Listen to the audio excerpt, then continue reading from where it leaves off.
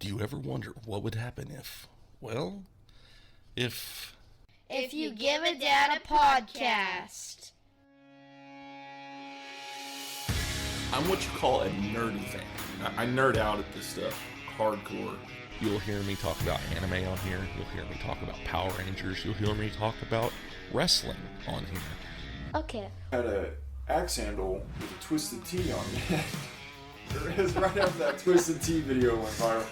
And man, they went out and grabbed it and smacked a dude in the head with it. It was so... That's great. I'd like to think of this podcast as a nostalgia moment for me. It's a show where I can talk about whatever I want.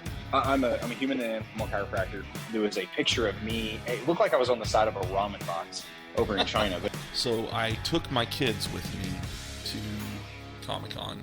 I thought that was really cool. Well, I don't know if my wife should listen to this podcast. We'll cut that part out. You hope. Be like, and then Robert said this. If You Give a Dad a Podcast. Available now on all podcasting platforms.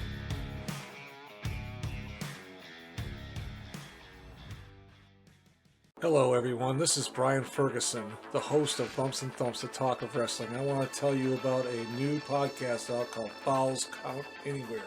It is a classic pro wrestling podcast that brings you the legends of wrestling with true wrestling fans Chris DiCarlo and Charlie Turner. They bring on guests that are legends in this business, and as well as wrestlers of today, promoters, referees, you name it. They have them on there, folks, and I encourage you to listen to them. If you're on YouTube, watch them. They drop every Saturday. They have their podcast. They drop it in the afternoon.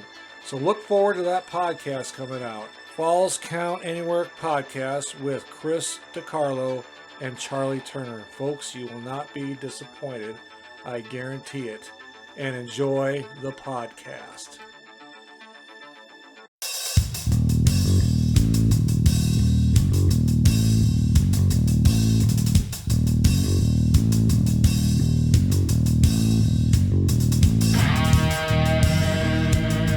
Good afternoon, everyone. Thank you again for joining Bumps and Thumps, the talk of wrestling. I'm your host, Brian Ferguson. My guest today is the son of the legendary commentator known as the Dean, Gordon Solie.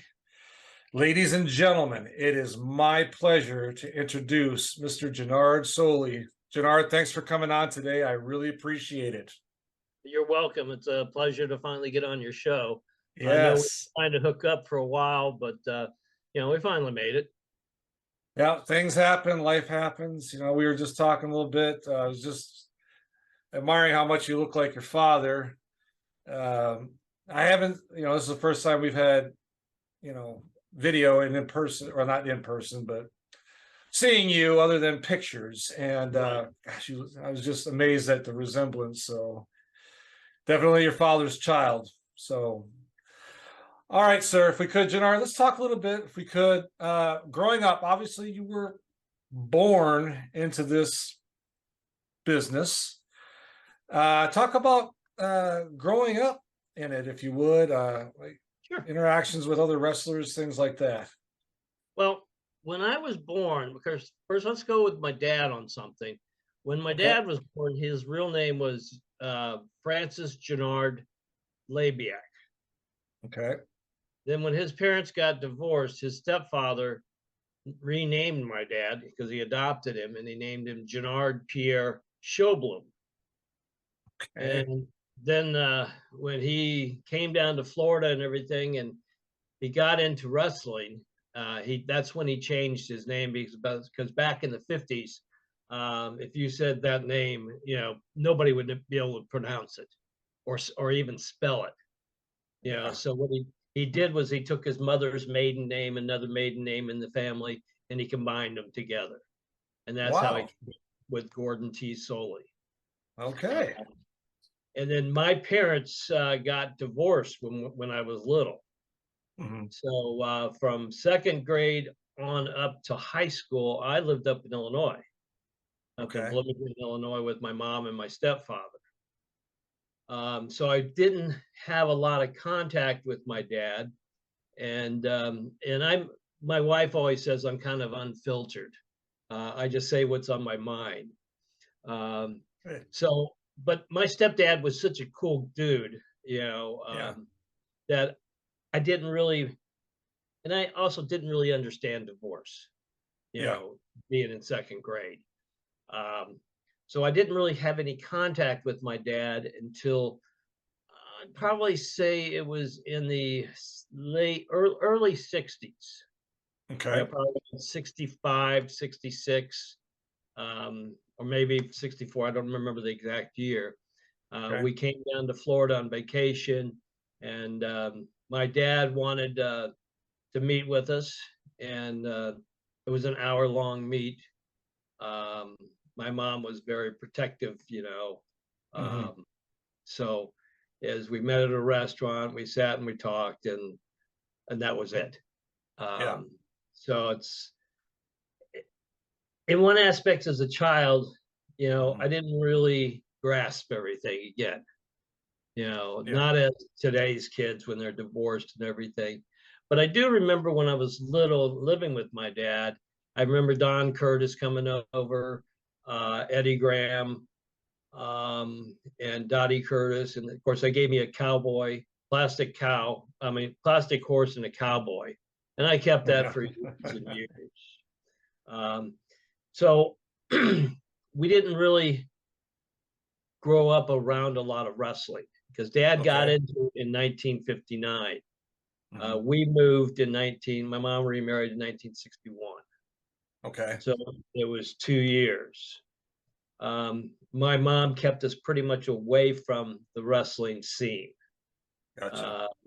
And then plus my grandmother hated my dad. Yeah. Wow. All right. Yeah. And so it was my senior year in high school, I came down to have Christmas in Florida with my dad. And that's when I really met my dad. I got to sit and talk with him. I was older, so now I could ask the questions. Met my stepmother, super nice lady. So in one aspect, I have to say I was very blessed to have two great step parents. Yeah. Because my dad was my biological father, and my stepdad was my environmental father. Right. So I learned a lot from. They both had different styles, so I had a lot, that I learned from them all. My stepmother, Smokey, her real name was Eileen. She was an artist. And she taught me a lot about the arts and decorating and stuff like that. So I really appreciated her a lot. I actually got up and spoke at her funeral. And then from there, my dad had adopted her children. Her husband had passed away, so he adopted them. And so now I had 3 new brothers and sisters that I had never met before. Wow. It would have been nicer if I had kind of met them when I was a teenager and stuff, like if I'd gone down there for summer vacation breaks or stuff, but that didn't happen. So, I had a brother Eric and a brother Greg, and then a sister Danny. And then from my dad and my mom, I have my sister Pam. So we're all kind of the same age. Eric and I were actually 5 days apart in our birthday. Oh, wow. And Greg and Pam were the same age, and Danny was the same age as my stepsister from my stepdad. And she works in Washington. She actually worked in the state capitol, and then her daughters actually worked for President Obama in the White House. Oh, okay. Wow. And so they've got to know everything going on there. So I'm really proud of her, what she's done in her life. Yeah. So my dad when he came after my parents got married.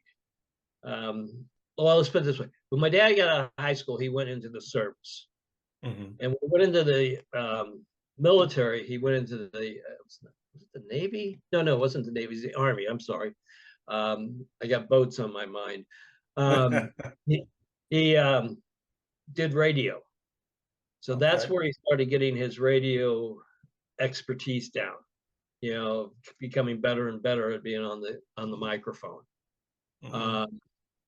Then when he got out of service, he came down to Florida, or no, he came to Arkansas. He met my mom. They got married. Actually, him and another couple, they both got married at the same time.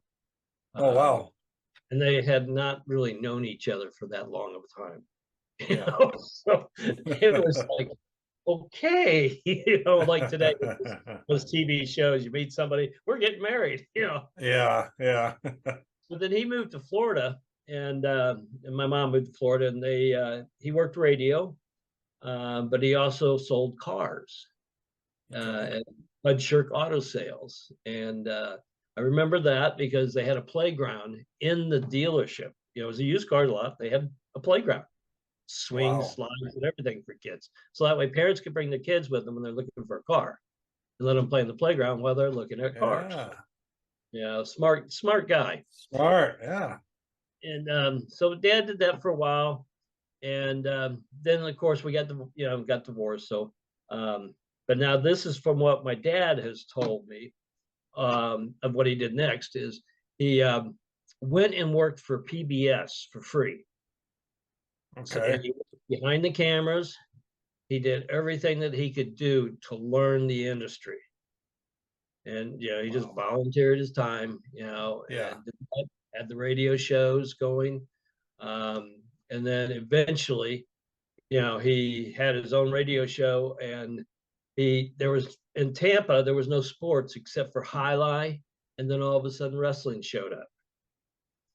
Cowboy Electro came Yeah. down and bought wrestling. So they started doing the TV shows at Channel 13 News. Okay. So what he did was he hadn't met Cowboy, but he started inviting the wrestlers onto his radio show to talk about wrestling. Yeah. And there was also stock car racing. He did stock car announcing too. He did it at the same Speedway, and then he did it at Golden Gate Speedway. And if you thought he was good in announcing wrestling, you should have heard him announcing stock car racing. Oh, yeah, I can imagine. He was awesome.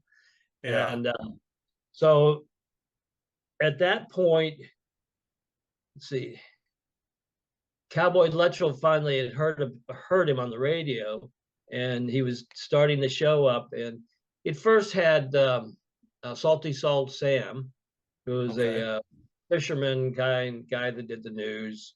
And then he had Milt Spencer come on. Didn't like him. Then he hired my dad, and Dad was doing the the announcing at the rings. He was getting paid $5 a night. So back then that probably bought you a whole complete steak dinner. Yeah. But he did that, and then all of a sudden when on the TV, he decided to try Gordon. And so Dad got hold of the body, the map of, I forgot what you call it, but he started to study all the muscles in the body. Okay. So that when somebody would pull something, he would know exactly what to talk about. Wow. Okay. He was educating himself before he even got onto the microphone, to announce wrestling. Yeah. And he got wrestlers. He got Coach John Heath to work with him and get him in wrestling moves and everything, so he could actually feel the pain. Oh, wow. He was describing it. He knew what he was talking about. Yeah. And then from there, when he first started, he asked Cowboy, he says, "How do you want me to handle this?" And Cowboy just looked at him and says, "Like your job depends on it." Yeah. And Dad was like, "Okay." So that's when he went out, and he brought the legitimacy to wrestling. Mhm. The way he described everything, you were kept on your edge of your seat because you just didn't know what else was going to happen. Yeah. So that's really how he got started into it. But along with doing that, he was still doing the news, and I think it was WQYK in Tampa, which was just Okay. down the street from the sportatorium. So and all he did was the news. He'd go in there at 1 o'clock, 12 o'clock, 2 o'clock, and do the news. 5 minutes, he was done on it. I hung around with him a couple days and drove around with him. So it was kind of cool, as a teenager. Yeah. This is my dad. Yeah, exactly. Yeah. But I never knew he was a star or famous or anything growing up. All I knew is he announced wrestling. We never watched wrestling on TV up in Illinois. Even when we went up to Chicago, Mom didn't even tell us, that he was. Yeah, but that was my dad. He never sent cards or anything like that on our birthdays. I asked him once why he didn't. He said, "Well, you never sent me anything." I said, "Maybe I didn't." I said, "But I know I signed the card. And Mom sent it in the mail." Yeah. And I was like, "But that's cool." He said, but then he told me, he said, "Well, I didn't want to intercede in with your stepfather was teaching you." And I was like, "That's fine. I can accept that." Because you don't want to be torn between two people. This person telling you this person telling you that. So when we went out to lunch, it was just amazing.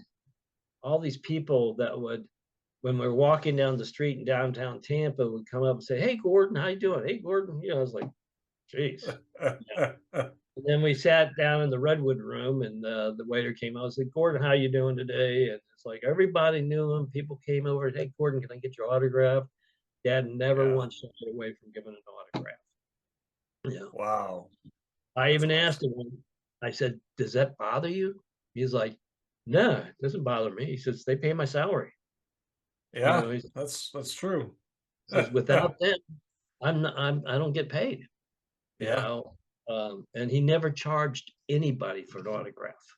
Not like in today's life. Yeah.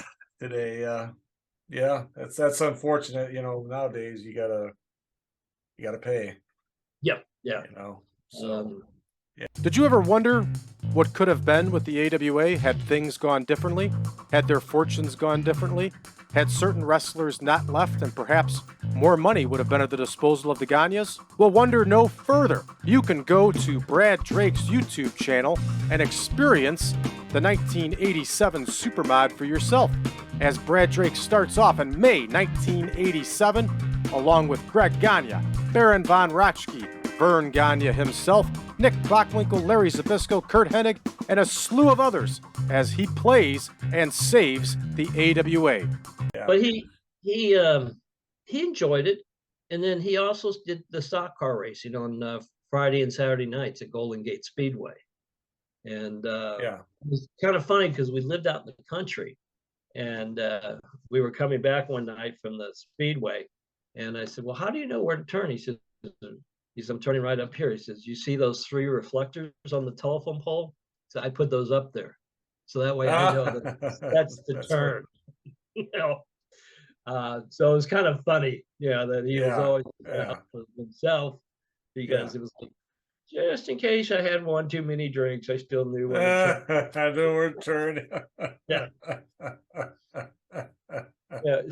So, but he did a lot of charity work. He did the PBS auction every year for, I would have to say, maybe 10 or 15 years. He did that. Wow. That's how we ended up with our monkey. We had a woolly monkey that in the daytime was chained to the trees outside, and at nighttime you'd unclip him and he'd run to the door, open the door, go in the house and jump in his cage, and because he knew dinner would be there. Okay. And we lived on the Lake Keystone, and of course the road going into Lake Keystone was Solie Road. Since he knew the county commissioners, so they named it after him. But and then we had a blue and gold McCall outside. And he also had 5 poodles. Dog guy. Okay. All right. Yeah, poodles, right. So he, it was a nice house, a big A-frame house. The upstairs was a huge dormitory. We had 1.4 beds up there. So the kids, when they all came over, that's where they all slept. Well, they all slept. Okay. And then Wow. my grandfather lived downstairs. He added on a section to the house for him. And then, so we were all there. It was a nice family atmosphere, especially at Christmas time. Yeah. Everybody Yeah. together. We had a huge fireplace that I Oh, thought was yeah. absolutely Wow. gorgeous. Yeah. Yeah. But, so on that aspect, then he also owned a gas station downtown. Oh, okay. Yeah, I it was didn't called know Pit that. Stop. And during the oil crisis with Iran, when Mhm.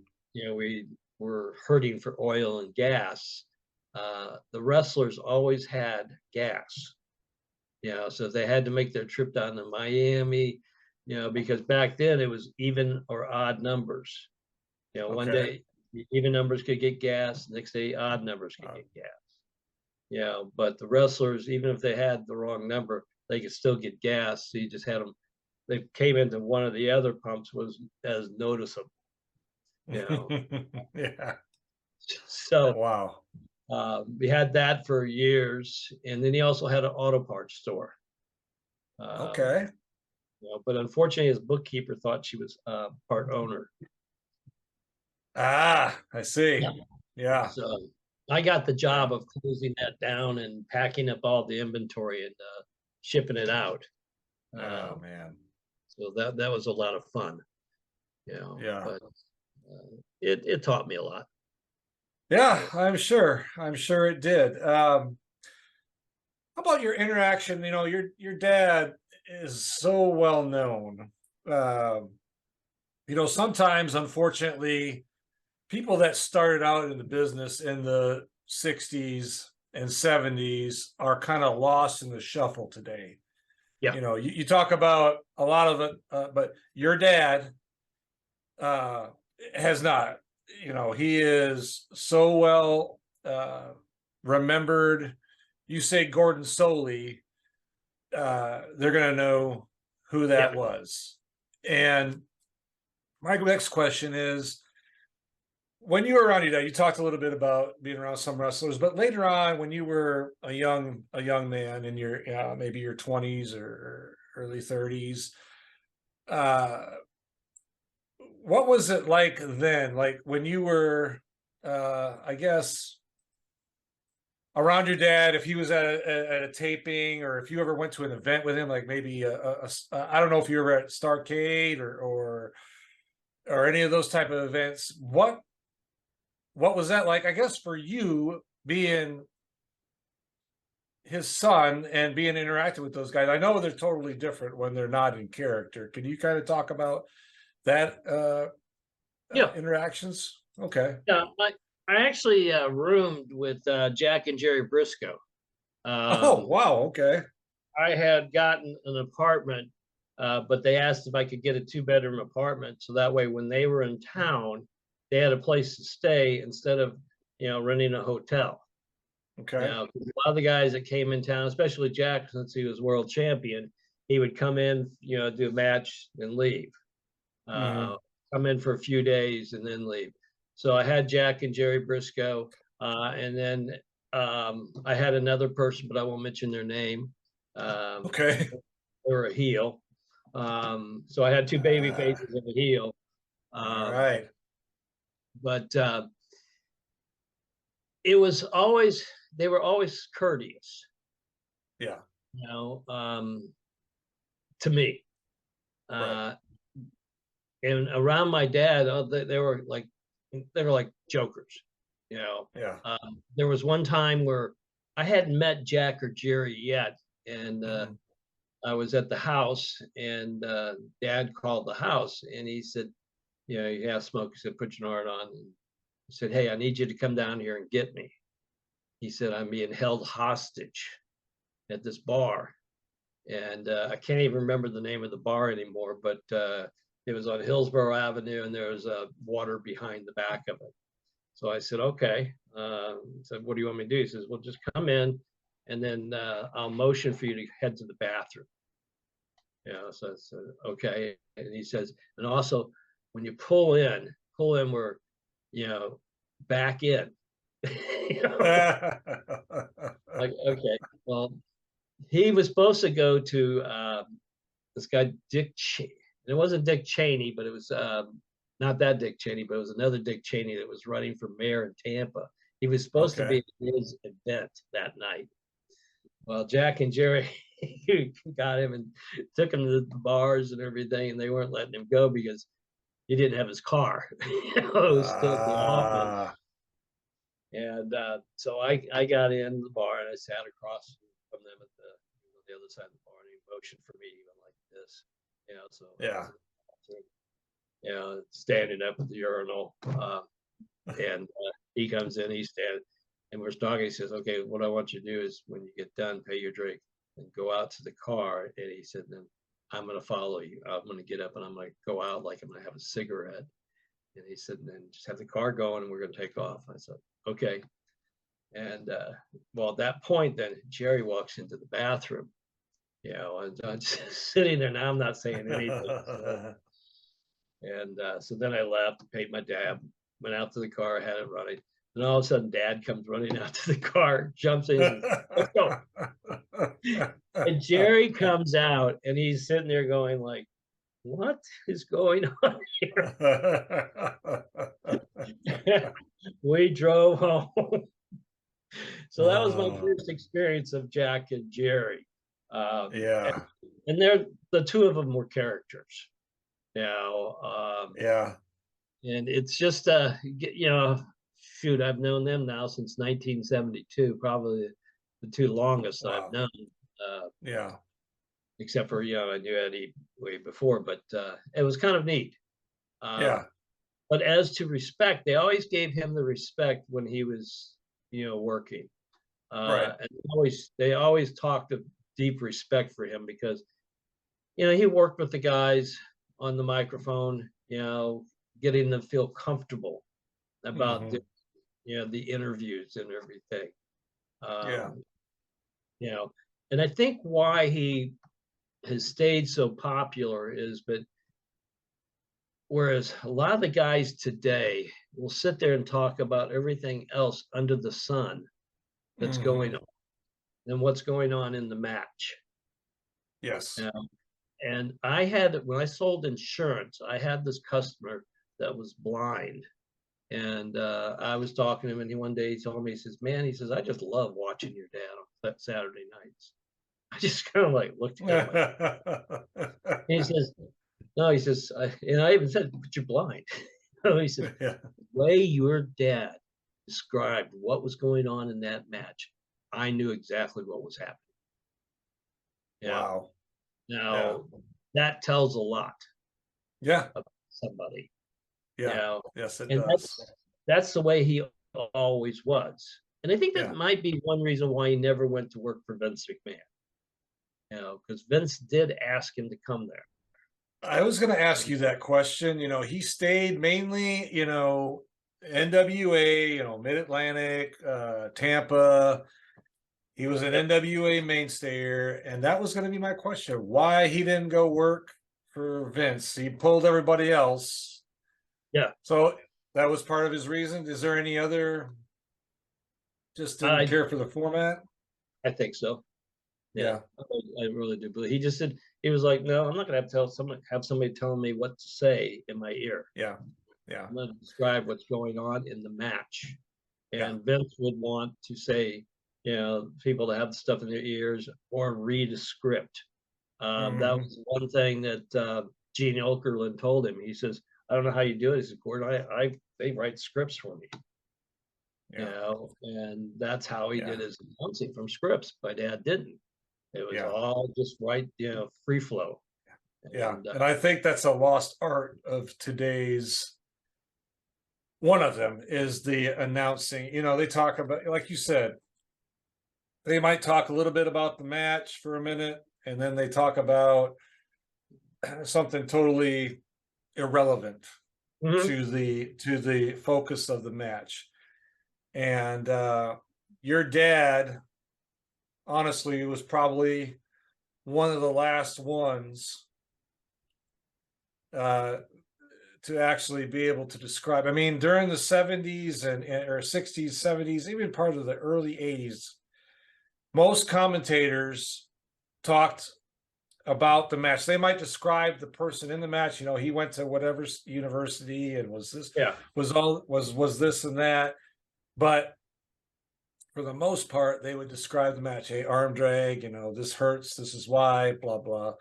And you're right. I mean, it's just kind of a lost art in your, you know, your dad.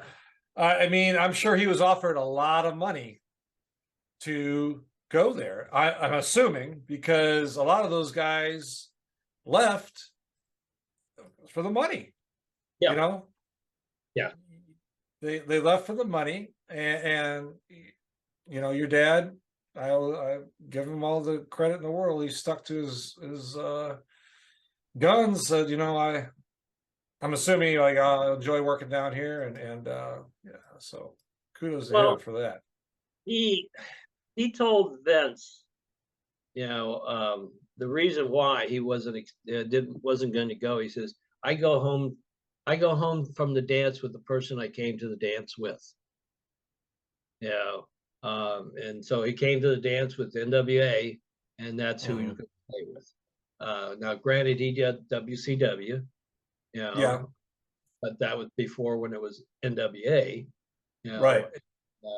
Then he flew over and did Alabama, you know, and he'd fly back and do Tampa. Actually, on Saturday nights, he would fly out at Friday night and to Atlanta, and it was a routine.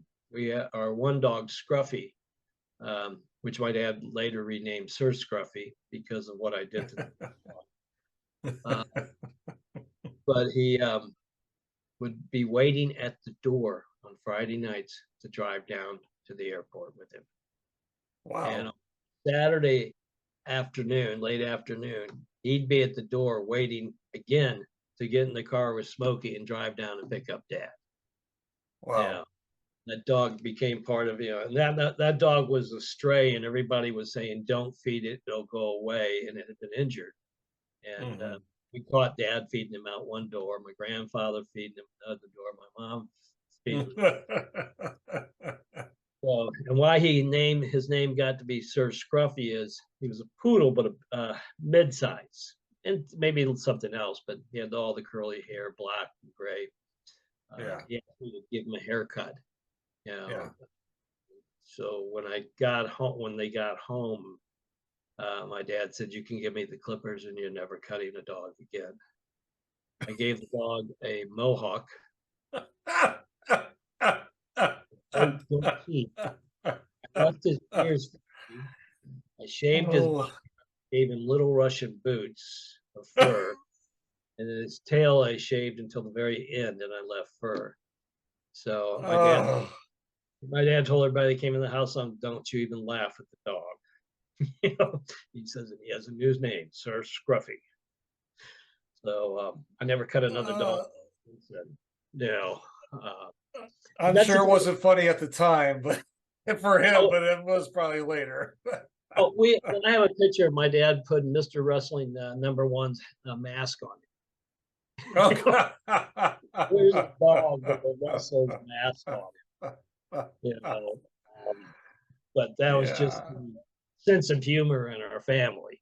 So, but, you know, and I had the opportunity to work with my dad for a while. Okay, let's talk about that. Greg was a director of the Florida show. And then my cousin Guy was the actual Florida director. And then my brother Eric took photos and then developed them and everything, and would go to some of the matches, the arenas, and do the filming of it. I went down and painted the whole sportatorium. Good Lord. Yeah. And then eventually, after Championship Wrestling folded and they tried going with Florida Championship Wrestling, I was my dad's co-host and ring announcer. I didn't last long. I enjoyed the ring announcing. but at that point, I was already up in my age, and I had started it when I was younger. I would have known everything, but I just didn't like people would try to compare me to my dad, and I was like, Yeah. there's Yeah. only Gordon Solie, you Yeah. know, and I'm Yeah. not going to be the same person that he is. So Right. I backed away. Yeah. I remember my dad told me wrestling wasn't real, and we were driving, and I had picked him up at the airport, and he said, son, I got to tell you, he said, wrestling's not real. I said, I know that. He said, no, you did. I said, yes, I did. Might have thought, but you didn't know. I said, Dad, I roomed with Jack and Jerry and a heel. I said, I painted the sportatorium, so there was only one set of showers, one set of dressing rooms. So I know that the guys in the back were all together. I said, so yes, I knew, and he finally said, well, maybe you did. It's like, okay, whatever. Yeah. It was just fun because the Yeah. guys were allowed back then to even associate with each other. Down in Florida. Now the other places, promoters, I don't know what they did, but Eddie was really very sensitive about that. He wanted them to stay away. They couldn't live in the same apartment complexes, but there was one exception, and that was the Imperial Room. It was a country western bar, but it was big. After Tuesday night matches, that's where everybody went. But again, they didn't associate with each other in the bar. The heels area, baby faces stayed in the baby faces area. So I mean, it was. But then when Vince decided to turn it into entertainment, and everybody, took the mystique away. The kayfabe. Yeah, I mean, I've heard others promotions back in that era. They couldn't stay in the same hotels. They couldn't drive together. Any of that. If they did, they got fined. Even if they were a superstar, fined or suspended or whatever. They were really like, we're keeping kayfabe. You guys do not associate with each other. Period. Yeah. And that's a lost art. It really is. It's even worse now. I mean, on social media, you see things that where I'm with so and so, and they're supposed to be in a match together later that night, but they're out doing whatever. It's unfortunate, but it's a man's soap opera. I gotta agree with you on that. It is, sport of it. I mean, it's still physical. Don't get me wrong. But I guess the competition, the real hatred, like football. The opposite teams, they actually they against each other. Where I don't think a wrestling match now lasts in the major ones more than maybe 15 minutes. And that's a maybe. Where they used to have hour Broadways, and your dad, and I don't know how they did it. I mean, your dad and those wrestlers, they just went in there. They knew the outcome, right, of the match, who's going to win. Well, he didn't, but I'm saying they did. But I'm saying that back then, all the booker told them was, hey, this is how I want it to end. You got to figure it out from start to the finish. And now, like you said earlier, Jonard, that it's all scripted. It's all do this move at this point, this move at this point. The guy on the mic says this and that. It's a lost art. And I think some of the indies are starting to come back. I don't, from what I've been to, I live in Springfield, Missouri. So I go to some indie shows around here. I tell you, it is. I like it because it's old school. You know, they're not out 2 minutes before taking selfie of each other. Yeah. It's all, and I don't know if you watch it anymore. Do you watch the product or do you just kind of Not much. no? No. I don't blame you. The WWE just doesn't interest me anymore. Yeah. And the other one, AEL, I'm not. AEW, yeah. It's just now I did go to the one here in Florida. I mean, the one here in North Carolina. It's the AML. Okay. And they put on a damn good show. Oh, You know, good. when you're there. And but I think where the lost art is in the interviewing. You don't see it anymore. Nope. You know, and so you don't have that. This guy's against this guy. Why? Mhm. Well, because this guy kissed this guy's wife, or patted her on the butt, or he Yeah. did something to him. So they don't tell that story, and that's where the Nope. commentator and is so important, because the commentator tells the story. Yep. If you just went to a wrestling match and you never saw it on TV, it can be boring. Yeah. Yeah. You guys getting out there, you guys getting out there wrestling, okay, but why are they? Is it, what's going Yeah. on? What's But the if they have story? Yeah. a story to tell, Yeah. and that's why they don't do the interviews anymore. They get the guys to get up there. Well, you need somebody to sit there and egg the guys on. Yeah. Well, that'll, we'll have to wait and see how that turns out, like my dad would do at times, especially Kevin Sullivan. So you've lost that art there, Yeah. and there's some people now that are, especially the guy from AML, they do live streaming, and I don't think Yes. it's, he's doing a good job at that, I Yeah. think. I also think, you talked about NWA a little bit ago. I don't know if you watched that now. They have a weekly YouTube, and they actually are going back to that format where they have they have a three-person panel up there calling the match, but then they have another guy that's there. Kyle Davis is his name, and he actually gets the wrestlers like they did, like Gordon, your dad used to do, and talk to him. Hey, what's going on? Why are you? What's going on here? And then the other guy might come out, and there might be some confrontation. That's the way it should be. Yeah. And short and to the point, not 10 minutes out standing in a ring talking about nothing. They're actually, like your dad used to do, is why are you facing this guy and what's the story? Yeah. NWA is actually bringing that back. So I'll have to catch it. yeah, go on. If you go on YouTube, and I'll put the link down at the bottom here in the description when this comes out. But yeah, so I want to talk a little bit about, if we could, Jonard, your dad, legend, obviously, and you're a big supporter of him and what he's done. And we talked a little bit about your dad not being in some of these or receiving some recognition that deservingly he does. Yes.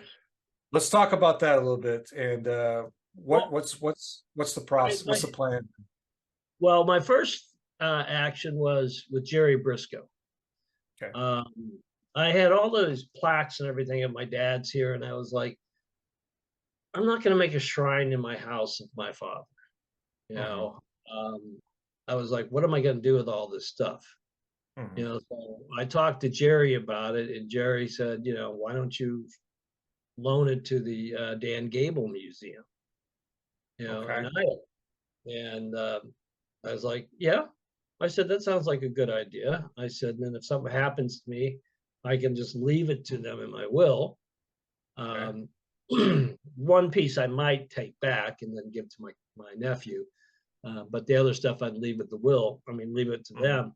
So I asked Jerry, I said, but the problem I got, Jerry, is I see all these people up here, but I don't see my dad up here. on your wall. I said, without an announcer, your sport can be boring. And he sat there and he looked at me and he says, you know what? You're right. He said, we don't have an award. I said, so maybe you should make an award of the Gordon Solie Award of Broadcasting Excellence. You know, of course, I want to tie it by his head. Yeah, well, yeah. So we, you know, he's decided we were going to do it. And so the first award went out to Jim Ross. And I gave that to Jim this year. And I got to tell you, Jim is a very super nice person, very humble. Yeah. Because Jim told me some stories that, you know, that when Championship Wrestling from Florida closed and then the other one just didn't take off. And my dad was just basically sitting at home, and he said, and Jim told me, he says, I just couldn't see that. He said, so that's why I reached out to your dad and offered him the job up there. And I thought that was just super nice. Jim was taking care of my dad because my dad helped him so much in his career. Yeah. So I thought that was really cool. Definitely. So now there's the Gordon Solie Award at the Dan Gable Museum. It's the George Targus, and I always mispronounce his last name, Luthez Hall of Fame. You know, but Gordon Solie Award that will be given out each year. And they even asked me, do you want to do the announcing of I was like, no. I said, Chad is doing an awesome job. And I said, I'm not going to take away from somebody else. You know, but Chad come up and just say a couple words after he's done the announcement about who it is. And then I hand the guy the plaque. And I'm fine with that. Yeah. But I did kind of stick my little nose in something else. Hey everyone, this is Brian Ferguson, the host of Bumps and Thumps, the talk of wrestling. We are on here today because of you, viewers and watchers like you. In order to continue the podcast, we need to monetize our YouTube channel so we can get guests on that require financial compensation. That's where viewers like you come in. If you subscribe today, we can get that number up to 1,000. And as an incentive, the 1,000th subscriber will receive a free t-shirt just like this and receive a book from the legendary George Shire on his Minnesota Golden Age of Wrestling, from Vern Gagne to the Road Warriors, signed by George Shire himself. So please get on there, tell your friends to subscribe today. And when you hit that 1,000 mark, you're going to get a t-shirt like this. I'm going to reach out to you. You're going to be coming on the show as a guest and receive that book, The Minnesota's Golden Age of Wrestling, from Vern Gagne to the Road Warriors, signed by George Shire. So get on there today, subscribe, and please enjoy the podcast. All right, let's hear it. Last year I said, hey guys, why don't you let me do some metal pictures of wrestlers?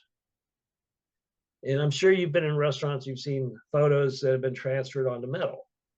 Yeah. So I did that. And I did it of all the Hall of Fame people that were being inducted that year.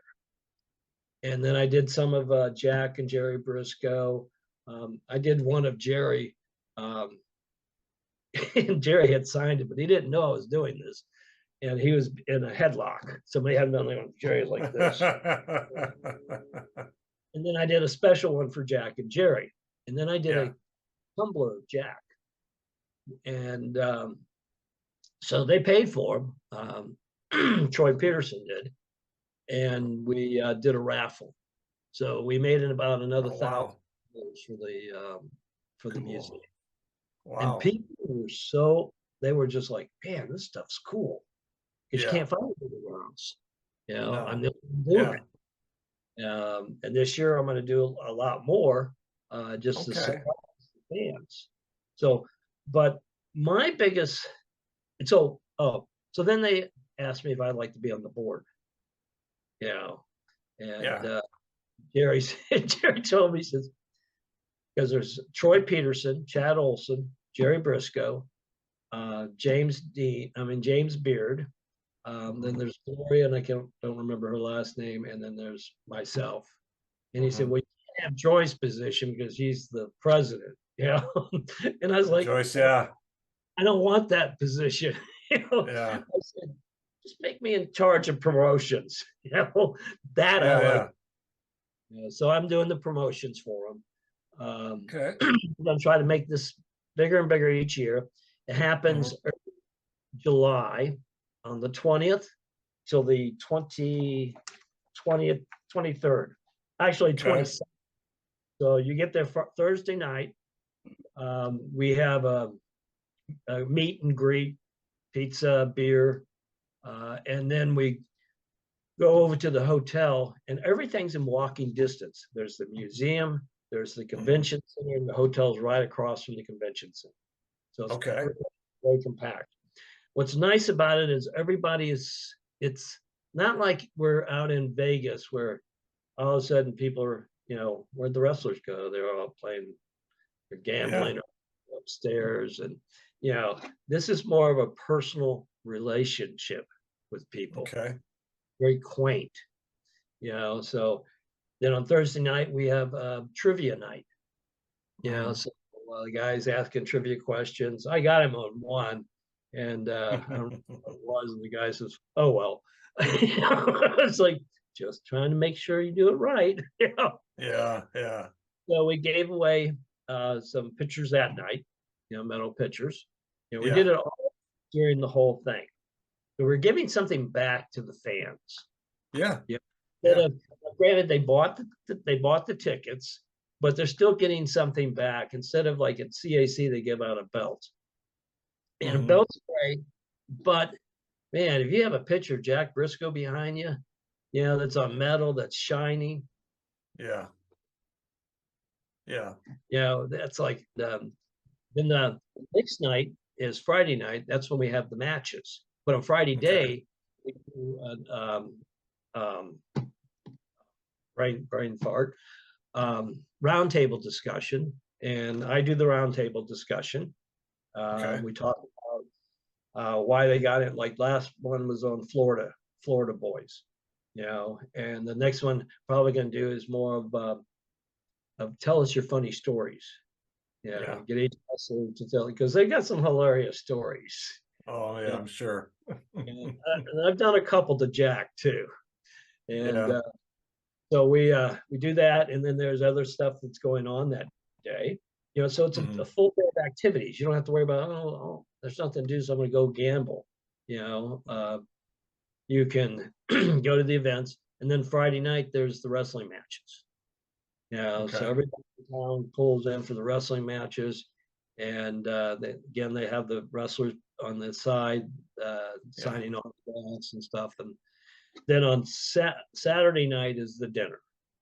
Know? But then there's also some stuff going on Saturday day. I don't know what we're going to be doing there, but you know, be some other things that'll be going on. But the dinner is really nice. The food is great. We try to pick food, or I'll have to say, Troy's wife does a great job picking the food, so it's not all dry, but really great food. So I mean, it's everybody. The wrestlers are in the hotel. I mean, Trish Stratus was awesome last year. You know, she made the time, and then she donated all the money that she made, you know, to the museum. Wow. So I mean, a class act all the way through. So each year we're gonna try to build it a little bigger. We had like 400 people last year. That's good. Expense wise, it's cheaper than Vegas. You know, and I'm not saying people shouldn't go to Vegas, but you're gonna spend. I mean, last time I went, I spent an extra $500 gambling. You know, so you know, but you know, it's just different. And I won't go out to Vegas again. I won't go to another CAC until they induct my dad. The CAC has not inducted my dad into the Hall of Fame. He was an honorary back in 1996, but that was the same year my stepmother was dying. You know, so I don't think he even went out there for that one. You know, but they have an announcers award, but that's all it's called. It's announcers award. Well, a lot of people strive to be like my dad. Yeah, they do. Yeah. and they're honored when people compare them, say, man, you're just like Gordon. It just, and I mean, like I said, Jim Ross was so honored, and I'm doing something special for Jim, and he doesn't know about it yet. All right. You know, and but he's just that kind of person. So Yeah. I would like to see the CAC name an award after my dad. Yeah. And all that's been inducted has been Lance Russell and one other guy. And I've never heard of the guy. I listened to him once, and I was like, okay, you know, but that's the only two announcers they've ever put in there. Wow. Now, and Brian Blair, I'm sorry, I'm disappointed in Brian Blair. You know, because he's the one that's quote the CAC headpiece, and he's he's never president. Yeah. he's never inducted my dad. So I'm going to hold something up, and if the fans are listening, you know, take a few seconds, grab a piece of paper, or maybe you can put it on when you do the show. Yeah. Contact Brian Blair at brianblair.com and send him an email saying, why not make Gordon Solie Award official and induct Gordon in the Hall of Fame? And you can do also the Cauliflower, I can't even read my own writing. Cauliflower Alley Club, 1965. Yes. At Gmail. Yep, I got it. Yeah, we'll put it up. You know, I know Brian Blair, and I'm kind of surprised. I don't know if he just hasn't thought about it or he just hasn't been approached about it. I don't know, but we'll definitely put that down. Yeah, he knows. Because when Jerry told him that we were doing one, he was like, "Oh, I was going to do one on Gordon." Well, yes, saying you were going to do something and do something are two different things. And that's my whole thing about it. And Brian and I don't see eye to eye. But when we're together, it's personal. It's, you know, let me put it this way. If I have a problem with somebody and they're in the same room with me, I don't talk about it. It's not a problem, you know? Right. Outside might be different, but when I'm in a room, I'm not going to embarrass them. I'm not going to embarrass myself. It's all professional. Right. And, he just needs to step up to the plate and do it, because I see where sometimes he'll do one wrestler, and the next year he'll put it in another award for tag team wrestler. It's like, really? You just awarded the guy. There's so many other people out there, you know, that need recognition. And I know we're probably running short on time, but one other thing that I'm doing is I have over 60 16 mm tapes. Vintage. Some of them has my dad's voice on them because he did voiceovers, because these are all done in the arenas. So nobody has seen these. Wow. Except for the people that actually went to those shows. And I'm in the process of digitizing them and putting them on CD. And wow. I should have a lot of them out this year. It's taken a little bit of time because you got 16 mm down. And I also have some of him stock car racing announcing. Wow. We're getting some nuggets here today. Yeah, so I'm looking forward to getting that done, and you know, and then also the Gordon Solie doll coming out. Yeah. Okay. Wow. All right. Yeah. That the guys that did the and I forgot the name of the company, but the guys that did the latest Bruiser Brody and everything. Oh, Powertown Wrestling. Yes. Oh, good, because you know what? I ordered the first set and I'm waiting for them to come, so I'm excited. That's a nugget. We didn't know that. See, I'm good friends with Greg Grania, so Greg's a good guy. That's good to know. Yeah, he is a great guy. Yeah, and yeah, that's so good. Now the stuff you're digitizing, is that going to be available on a website later when it's finished, or how's that going to be promoted? Yeah, I'll have it ready to where people can buy it on a website, or if they come to the Hall of Fame, because I'll always be going to the Waterloo Hall of Fame. All right. Or yeah. Every You know, I was year. supposed to go this year, Jonard, but unfortunately, my grandkids, they live in Maryland, the state, and grandkids? they're grandkids, yeah. And so, yeah, thank you. I get that a lot, which is not a bad thing. Trust me, I appreciate it. Yeah. But they're gonna be here at that time. So unfortunately, I'm going to be able to attend this year, but I plan on going here in the future. So, Okay.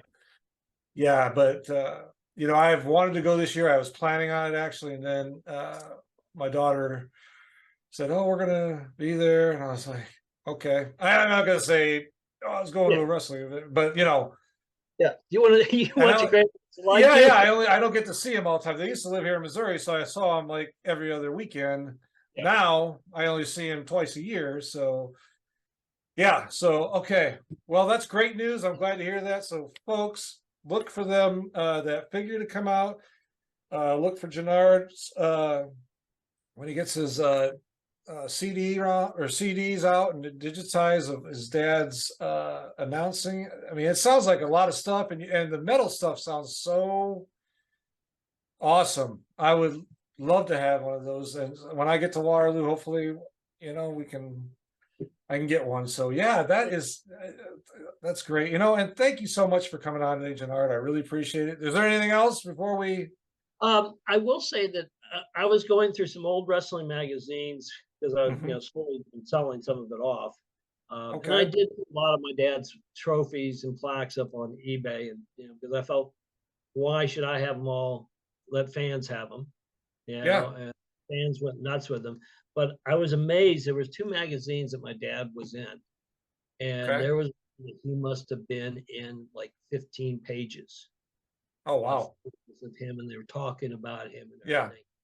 No other announcer has ever accomplished that. You know, There you go. Yeah, that's true. Now you said that. Yeah, you don't see announcers in the Yeah. magazines back then, especially. I'd love to come back after we get all the details of who's Yeah. going to be in the Hall of Fame, and I'm working on Yes, trying sir. getting a couple people on your show. Oh, thank you. Yeah, appreciate that. Have you ever talked to Bob Roop? No, I'd love to. Okay, let me talk with Bob and see what I can do and everything. All right. Well, Well, Chris's show is a great show too.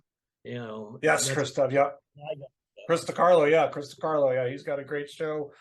I promote his show on here. There, I have tape. You know, I put some footage in there and stuff. So, great guy. Jonard Solie, ladies and gentlemen, thank you, sir, for coming on today. I really appreciate it. Learned a lot of insight today about yourself, your dad, your family, and I'm excited when I get to Waterloo.